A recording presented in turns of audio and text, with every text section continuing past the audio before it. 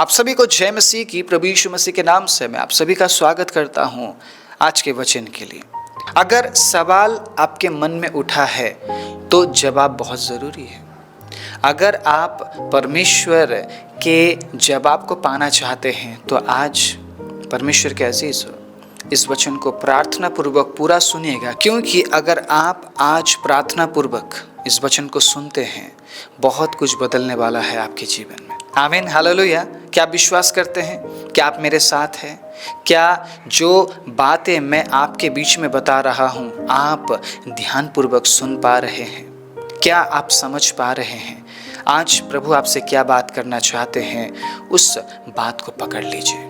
जो प्रभु आपसे बोल रहे हैं उन बातों को आप पकड़ लीजिए, क्योंकि आपके जीवन के छुटकारे के लिए हो सकता है ये प्रचार। हालेलुया। आपके जीवन में बदलाहट की ज़रूरत है, आपके विचारों में बदलाहट की ज़रूरत है, आपके कामों में बदलाहट की ज़रूरत है। अगर आप परमेश्वर के वचन को ग्रहण नहीं करेंगे तो बदलाहट कभी भी नहीं आएगी। बदलाहट आना ज़रूरी है और बदलाहट लेकर आने वाला है परमेश्वर, जो अपने वचन से, परमेश्वर के अजीज़ों, हमारे जीवन में बदलाव के काम को करते हैं। आज एक बार फिर से मैं आप सभी के ध्यान को उस बात की ओर लेकर जाना चाहता हूं और गहराई से इस बात को मैं आपके बीच में एक्सप्लेन करना चाहता हूं। मैं बताना चाहता हूं आपके परमेश्वर के पास आपके लिए क्या है। हालेलुया। बीते प्रचार में मैंने कुछ बातें आपके बीच में रखी, लेकिन आज बहुत कुछ मैं आपके बीच में रखने वाला हूँ। Praise the Lord. मेरी प्रार्थना है पवित्र आत्मा आज हमारी सहायता करे, ताकि आज के वचन से हम अद्भुत रीति से परमेश्वर के आशीष को प्राप्त कर सकें। एक बार फिर से प्रेरित 16 अध्याय उसके 31वें आयत को जब मैं आपके बीच में पढ़ूंगा, ध्यान से सुनिएगा। उन्होंने कहा, प्रभु यीशु मसीह पर विश्वास कर। विश्वास कर बोला। क्या बोला?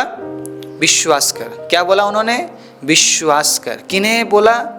जो यीशु मसीह को नहीं जानते थे या यीशु मसीह पर विश्वास नहीं करते थे। उन्हें क्या करना है? विश्वास करना है। अब विश्वास करने का मतलब क्या है? आपको भी बहुत से लोगों ने बोला है विश्वास करो, विश्वास करो, विश्वास करो, विश्वास करो। प्रभु कहते हैं ना, आपको विश्वास करो, विश्वास करो। अपने वचन से परमेश्वर कह रहे हैं विश्वास करो। इब्रानी 11 उसके 1 के अनुसार विश्वास अगर हम नहीं करते हैं परमेश्वर का अजीज़ों, तो हम परमेश्वर से कुछ भी नहीं प्राप्त कर सकते। 11 उसका 6 में बिना विश्वास के हम उसे प्रसन्न भी नहीं कर सकते। मतलब विश्वास करना अनिवार्य है, ज़रूरी है, इम्पॉर्टेंट है। अब विश्वास का मतलब क्या है? क्या है विश्वास का मतलब? बताइए मुझे, क्या समझते हैं आप विश्वास का मतलब? परमेश्वर के अजीज़ हो, अगर प्रश्न उठा है हमारे मन में तो जवाब पाना बहुत ज़रूरी है। अगर प्रश्न का जवाब ना मिले ना, हम जिंदगी भर अधूरे विश्वास में, अधूरे मसीही जीवन में आगे बढ़ते रहेंगे। हमें पता ही नहीं चलेगा मुझे करना क्या है। कोई इधर से खींचेगा, कोई मुझे उधर से खींचेगा, कोई मुझे बोलेगा ये करो, कोई मुझे बोलेगा वो करो। पूरी ज़िंदगी में बस इधर उधर भटकता रहूँगा। आपने लोगों को देखा जो कलीसियाओं को बदलते हैं, ये अच्छा नहीं बोलते हैं, वो अच्छा नहीं बोलते हैं, वो भी अच्छा नहीं, वो भी अच्छा नहीं, वो भी अच्छा नहीं। मैं ऐसे लोगों से पूछना चाहता हूँ, या ऐसे विचार रखने वाले लोगों से पूछना चाहता हूँ, आपके लिए परमेश्वर क्या सोचते हैं आपको पता है? आपके लिए परमेश्वर क्या सोचते हैं आपको पता है? बहुत से लोग इस प्रकार के वीडियोस को बनाते हैं। कुछ दिन पहले मैं कुछ वीडियोस को देख रहा था। उन तमाम वीडियोस में पता है मैंने क्या देखा? हर एक व्यक्ति को प्रभु दर्शन दे रहा है कि मसीही लोग नरक में हैं, मसीही लोग नरक में हैं, पासबान नरक में हैं, हर एक विश्वासी नरक में है। परमेश्वर के लोगों को परमेश्वर क्या दर्शन दे रहे हैं कि जितने भी मसीह है वो सब के सब नरक में है। स्वर्ग में कौन जाएगा फिर? मुझे बताइए, स्वर्ग में कौन जाएगा? परमेश्वर क्या इतना नेगेटिव है अपने लोगों को लेकर? क्या परमेश्वर इतना नेगेटिव है? क्या परमेश्वर इजराइलियों के बारे में नहीं जानते थे जब इजरायली मिस्र में बंद थे? मुझे बताइए, क्या परमेश्वर इजरायलियों को नहीं जानते थे क्या? इजरायली 40 साल तक कुड़कुड़ाएंगे बोलकर क्या परमेश्वर इजरायलियों को नहीं जानते थे? क्या परमेश्वर ने भविष्य नहीं देखा है? क्या परमेश्वर को पता नहीं था कनान में कौन प्रवेश करेगा? क्या परमेश्वर को पता नहीं था कनान में मूसा भी प्रवेश नहीं करेगा? आप समझ रहे मैं क्या बोल रहा हूं? परमेश्वर को सब कुछ पता है, आपके बारे में पता है, आप नरक में होंगे या स्वर्ग में। परमेश्वर के अजीज हो, भरमाए मत जाइए। मैं अच्छा हूं और पूरी दुनिया गलत है, ये बोलने के लिए पूरी दुनिया बैठी हुई है। अभी पूरी दुनिया बैठी हुई है। अगर आप प्रभु यीशु मसीह के जीवन शैली को आप समझेंगे, जीवन शैली को आप एक्सेप्ट करेंगे, परमेश्वर के अजीज हो, आप एक बदले हुए व्यक्ति बनकर जिएंगे। क्यों गीत बनाया गया है, अपनों को तो इस दुनिया में सब प्यार करते हैं, गैरों को प्यार करना मसीहा सिखाता है। कौन परफेक्ट है मुझे बताइए, हु इज परफेक्ट? एक व्यक्ति मेरे सामने लेकर आइए जो परफेक्ट है, मैं परमेश्वर पर विश्वास करना छोड़ दूंगा। मैं चैलेंज दे रहा हूं परमेश्वर के वचन को उठाकर। मैं एक ऐसा व्यक्ति हूं ना परमेश्वर के अजीज, मैंने सब कुछ ट्राई किया हुआ है मेरे जीवन में, सब कुछ ट्राई किया है मैंने। क्या नहीं किया है मैंने ईश्वर को ढूंढने के लिए?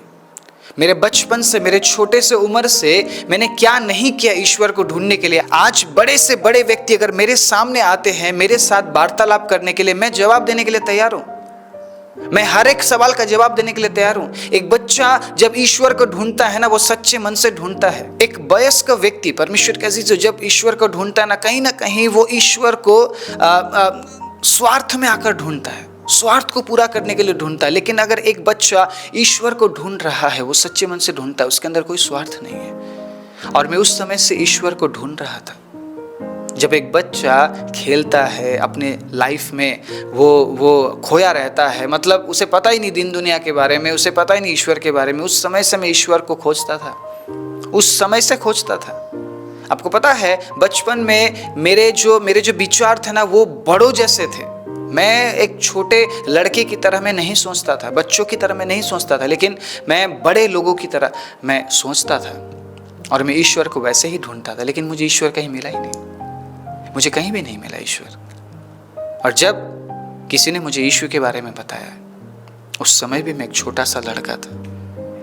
मैंने पता क्या किया, मैंने रात के समय में, परमेश्वर के अजीज हो, मैं घुटने में आता हूँ और मैंने उस दिन ये बोला, प्रभु परमेश्वर, प्रभु यीशु मसीह, मैंने सब कुछ ट्राई किया है, मैंने अपने इस छोटे से जिंदगी में मैंने सब कुछ देखा है, मैंने सबको देखा है, मुझे ईश्वर कहीं भी नहीं मिला। मैंने बहुत प्रार्थनाएं की, मैंने मिन्नतें की, जहाँ जहाँ जाकर मैं कर सकता था।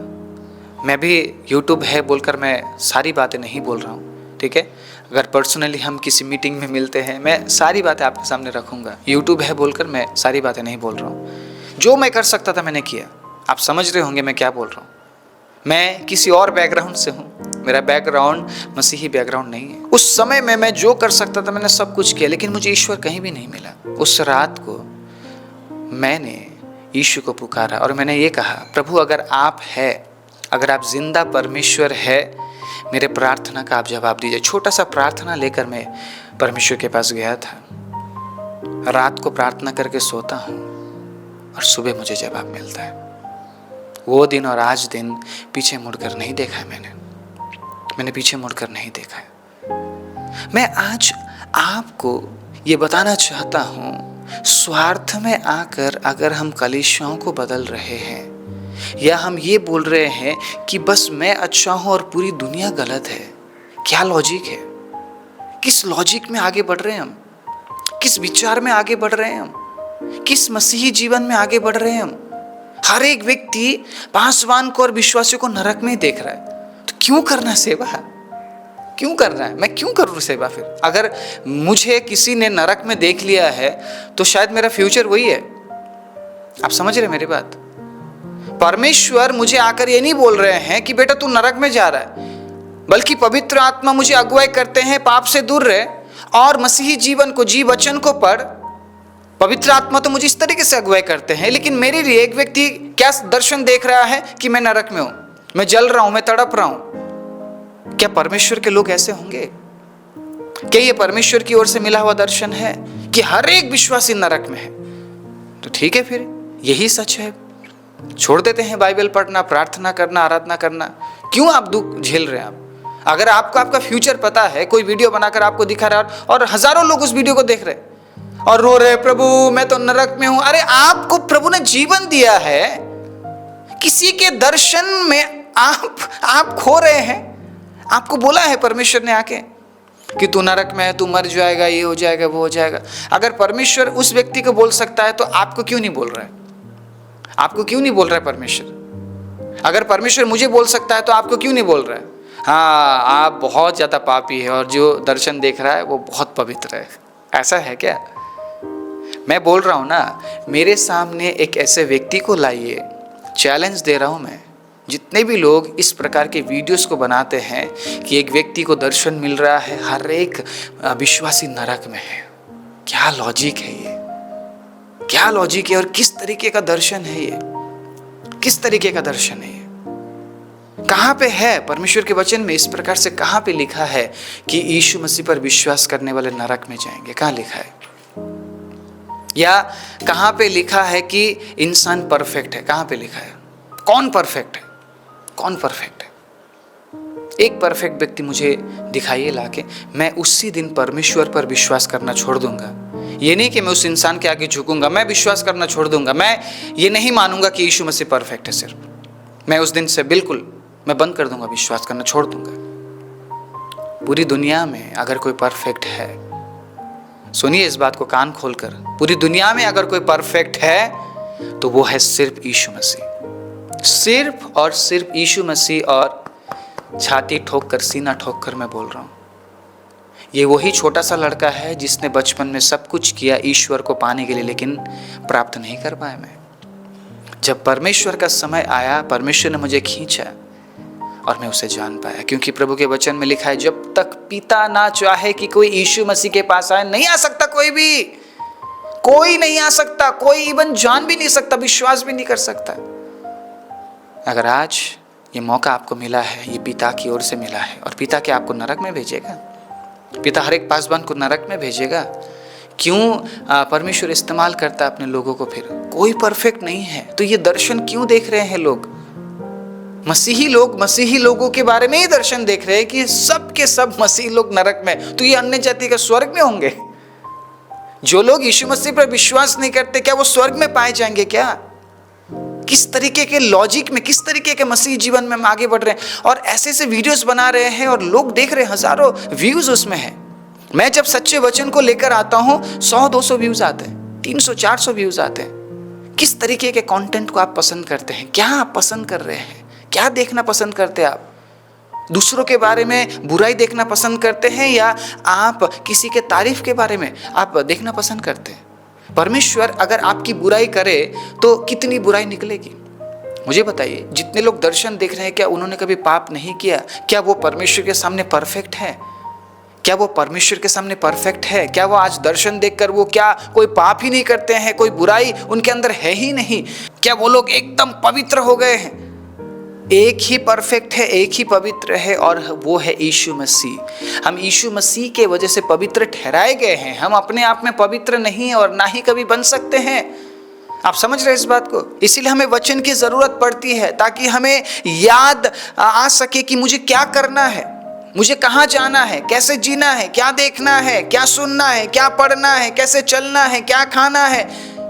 क्योंकि वचन में सब कुछ दिया गया है, और जब हम वचन पढ़ते रहेंगे तो हम संभले हुए जीवन में आगे बढ़ेंगे। वचन पढ़ना अगर हमने छोड़ दिया, वचन सुनना अगर हमने छोड़ दिया, तो हम संभले हुए जीवन में आगे नहीं बढ़ पाएंगे। हाँ, अगर आप इस तरीके के गलत कंटेंट को अगर आप देखते हैं, सब नरक में है, सब पासवान को मैंने नरक में देखा, क्या दर्शन मिल रहा है? क्या दर्शन मिल रहा है? प्रभु कहता है मैं माफ करने वाला परमेश्वर हूं, और उसी परमेश्वर के लोग कहते हैं देखो सब के सब क्रिश्चियंस नरक में है। उड़ाऊ पुत्र को फिर चांस क्यों मिला? क्यों चांस मिला? क्यों पिता अपने बाहें फैलाकर इंतजार कर रहा था कि मेरा बेटा वापस आएगा?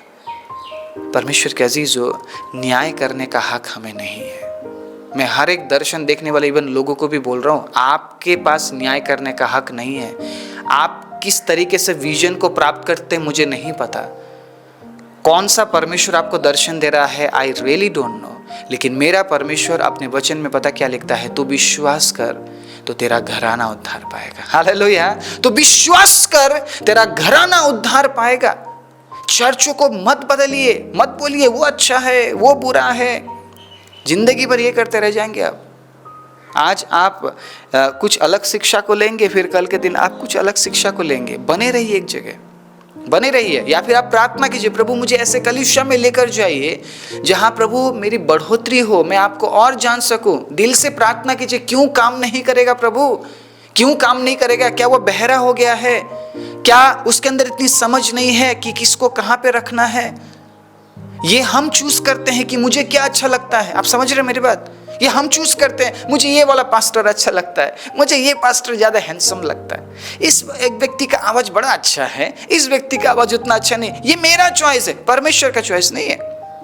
परमेश्वर ने शायद हमें वहां पे रखने के लिए ठान ली है जहां हम रहना ही नहीं चाहते, जहां के पादरी बहुत ज्यादा स्ट्रिक्ट है। शायद परमेश्वर मुझे वहां रखना चाहते हैं क्योंकि मैं चंचल हूं, मेरा मन इधर उधर भागता है। मुझे सिखाने के लिए एक ऐसे व्यक्ति को अपॉइंट किया गया जो बहुत स्ट्रिक्ट है। लेकिन मुझे स्ट्रिक्ट लोग पसंद नहीं है, मुझे पसंद है दोस्त जैसे लोग। पासवान मेरे साथ में आए, बैठे और एक दूसरे के बारे में हम बात करें, है ना।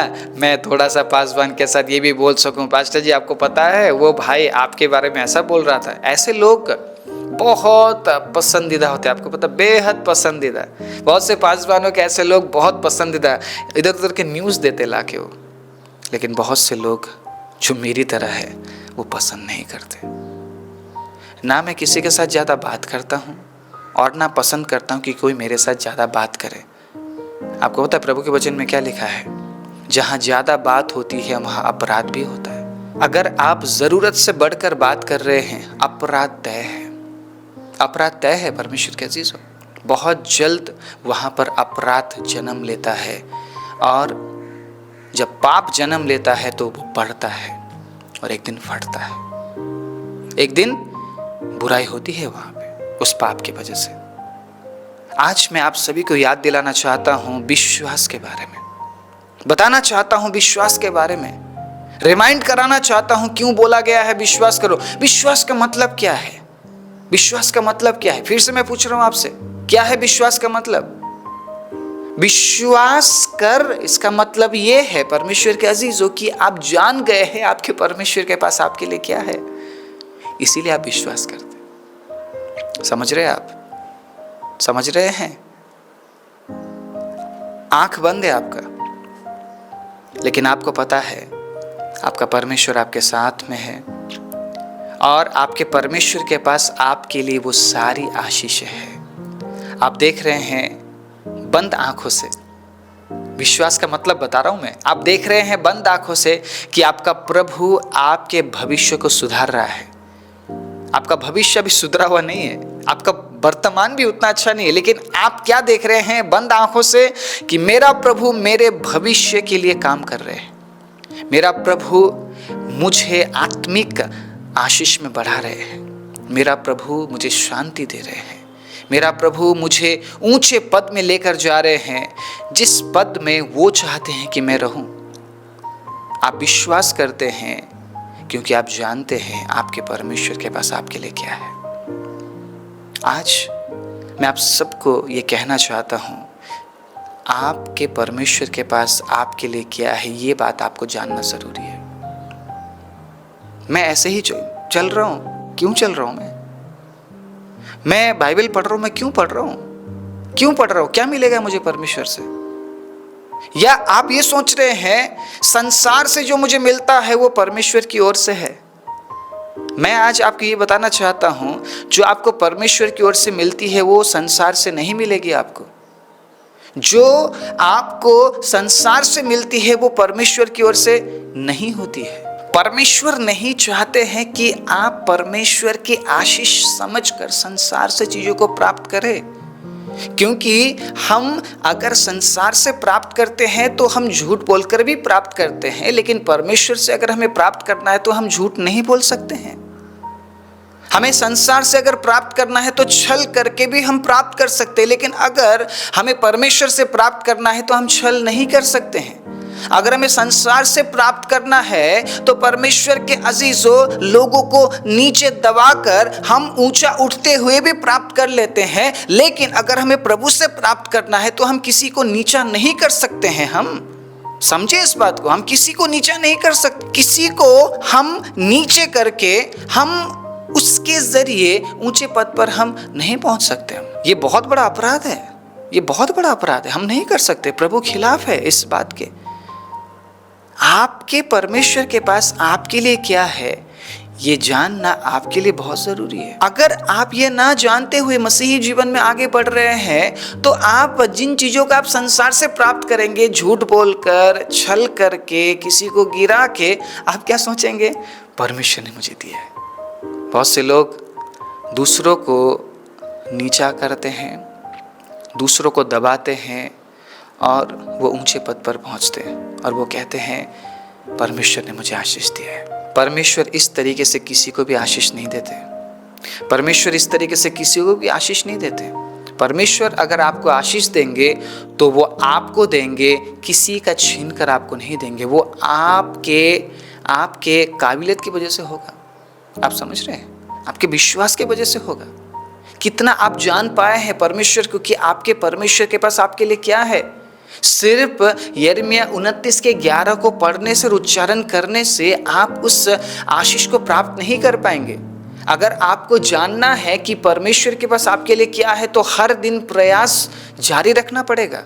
एक दिन मैंने वचन को पढ़ लिया या प्रचार को सुन लिया, मैं उत्साहित हो गया, उसके बाद क्या है? उसके बाद क्या आपने जारी रखा उस तरीके को? परमेश्वर के अजीज हो, ताकि आप परमेश्वर से प्राप्त कर सके। या हम ये सोच रहे हैं मेरे पास ऑप्शन बहुत सारे हैं, मुझे उस तरीके से कार्य नहीं करना है, मैं झूठ बोलकर भी मैं कमा सकता हूँ, मैं चापलूसी करके भी मैं प्राप्त कर सकता हूँ, मैं छल करके भी प्राप्त कर सकता हूँ। तो आप प्राप्त तो कर जाएंगे, लेकिन वो परमेश्वर की ओर से बिल्कुल भी नहीं होगा। परमेश्वर जो आपको देना चाहते हैं ना, वो सबसे बेस्ट है। हालेलुया, सबसे बेस्ट है। सुनिए मेरी बात, सबसे बेस्ट है। चाहे वो आपका जीवन साथी हो, ठीक है, चाहे वो संसारिक आशीषें हो, चाहे वो धन दौलत हो, सबसे बेस्ट वो आपको देना चाहते हैं। चाहे वो आपका जॉब हो जो परमेश्वर आपके लिए रखते हैं, या परमेश्वर के पास जो बातें आपके लिए है, जो आशीष आपके लिए, वो सबसे बेस्ट है। बेशक छोटा परमेश्वर दे आपको, लेकिन वो सबसे बेस्ट देगा आपको, सबसे बेस्ट देगा। लेकिन हमारी आंखें कहाँ पे है? हमारी आंखें कहाँ पे? हम किस तरीके से परमेश्वर से बोल रहे हैं, प्रभु वो मुझे पसंद है, मुझे तो वही चाहिए। परमेश्वर कह रहे, देख तेरे लिए बेस्ट रखा है मैंने। तू आज के बारे में सोच रहा है, लेकिन मैं कल के बारे में सोच रहा हूं। इसीलिए यीशु मसीह ने कहा, तुझे आज जीना है, आज के लिए जीना है, कल के बारे में तू विचार मत कर, क्योंकि कल के बारे में परमेश्वर सोचेंगे। परमेश्वर आपके आज के बारे में नहीं, परमेश्वर आपके कल के बारे में सोचते। इसीलिए परमेश्वर के अजीजों, परमेश्वर आपसे कह रहे हैं, जो तू आज देख रहा है उसे मैं कल तेरे जीवन में नहीं देख रहा हूं। उस बात को, उस आशीष को मैं कल तेरे जीवन में नहीं देख पा रहा हूं। इसीलिए मैं कह रहा हूं वो सही नहीं है तेरे लिए। आज जो तू देख रहा है, तू उसके लिए मत आगे बढ़। जो मैं कल तेरे लिए देख रहा हूं, तू उस बात के लिए आगे बढ़, और उस बात के लिए तू इंतजार कर। तुझे इंतजार करना पड़ेगा और तुझे तैयार होना पड़ेगा। हालेलुया, तुझे तैयार होना पड़ेगा, तुझे तैयार होना पड़ेगा, तुझे जानना पड़ेगा तेरे लिए मेरे पास क्या है। उसके लिए तुझे वचन पढ़ना पड़ेगा, हर दिन प्रचारों को सुनना पड़ेगा, इस चैनल में आना पड़ेगा, ताकि तू जान सके तेरे लिए मेरे पास क्या है। इस प्रचार को मैं कंटिन्यू करना चाहता हूँ परमेश्वर के अजीजों। प्रभु और भी गहराई में हमें लेकर जाए, और भी आशीष हम इस प्रचार से प्राप्त कर सके बोलकर प्रार्थना कीजिएगा। आइए अपने आंखों को बंद करें।